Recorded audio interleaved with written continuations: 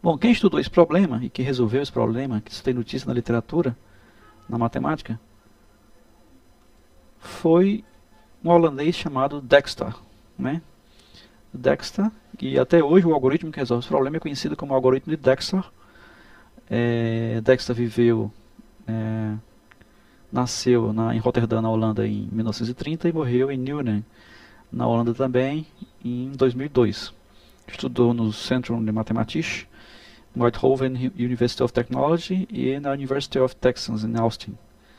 Ele estudou nessas instituições, trabalhou nessas instituições e desenvolveu o que foi conhecido e que é hoje utilizado como o algoritmo de Dijkstra, que é o algoritmo do é, menor caminho. Ele encontra o menor caminho de um vértice a outro no grafo. Mas, surpreendentemente, ele não encontra somente o melhor caminho de um vértice a outro. Ele encontra o melhor caminho de um vértice a todos os outros vértices do mesmo grafo.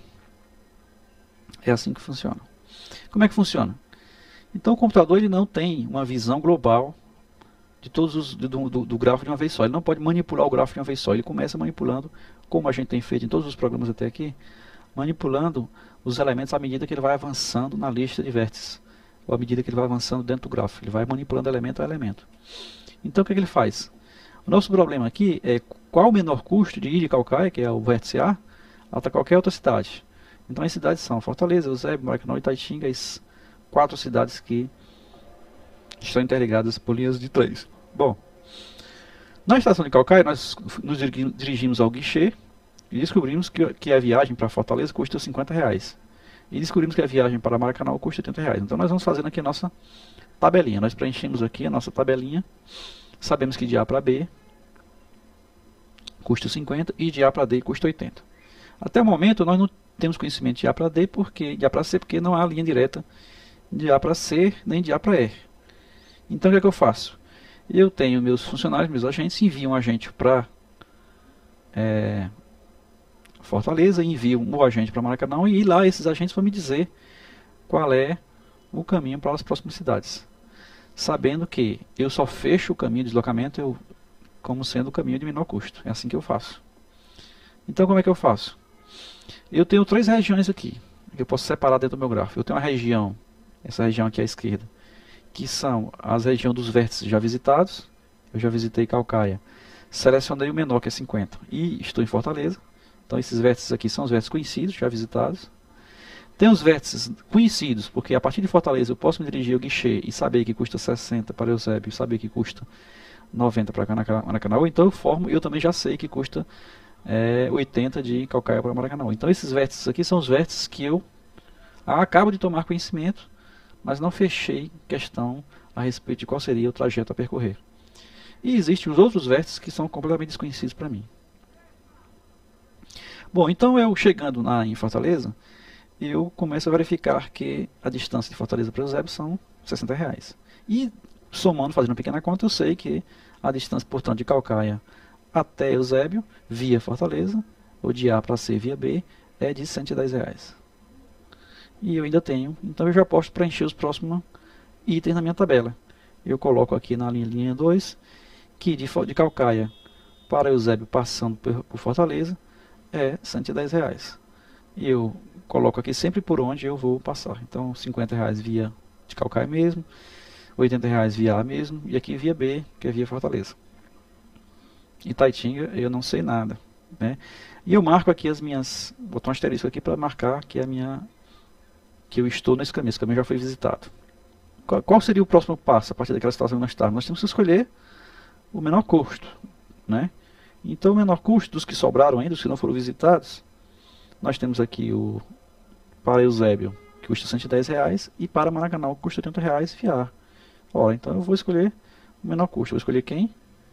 Eu vou escolher visitar o Maracanã, visitar o vértice D, que é exatamente o de menor custo. Então eu vou escolher essa aqui para visitar. E escolhendo esse aqui para visitar, para vir de Fortaleza, eu fecho questão e vim para cá.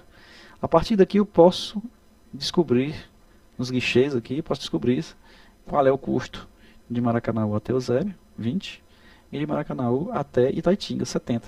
Sabendo disso, eu sei quanto é custo aí de Fortaleza, de Caucaia para Eusébio via Maracanã, que custa 100, e de Caucaia para Itaitinga via Maracanaú, que custa 150. Então, o que me interessam são exatamente os percursos totais. O percurso de Caucaia total para Itaitinga, o percurso total de Caucaia para Eusébio. Aí eu já posso preencher a minha lista. Isso aqui eu marco com a estrelazinha que já foi visitado, já foi marcado inclusive aqui. E esses valores aqui, descobri que existe um novo valor, que não é mais via B, que é o menor, mas via D. Via D é menor que via B. Eu substituo aqui, na minha linha 3, e descobri que para Itaitinga eu já tenho um novo valor agora, que é via C. Via D, desculpe. Via D para Itaitinga.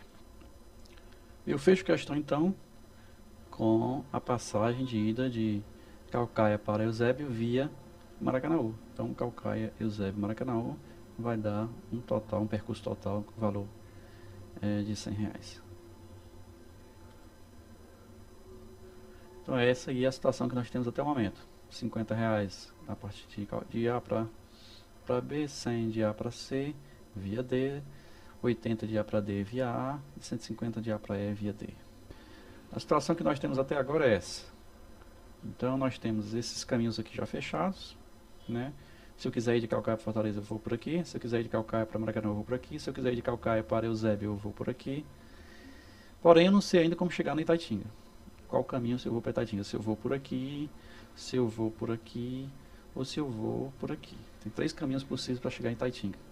Tem um caminho via Fortaleza, Eusébio, via Maracanã ou Eusébio e via Maracanã ou direto. Bom, eu já fechei que se eu for para Eusébio, eu vou por aqui, né?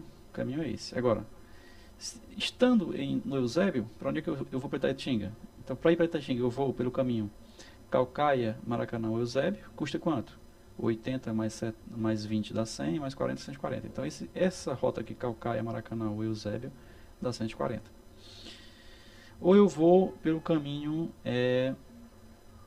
Caucaia, Maracanã ou Itaitinga direto, que custa 80 com mais 70, que dá 150. Então tem um caminho aqui por 3 cidades que é menor, custa 140, e um caminho para apenas 2 cidades que é maior, que custa 150. Então eu vou preencher a minha tabela, bem a linha 4 da tabela, e eu coloco um novo valor para chegar na Itaitinga via, não mais Maracanã, mas via Eusébio, que custa 140. Então, eu usando a regra de deslocar-se sempre pela região de menor custo, eu chego a essa tabela aí.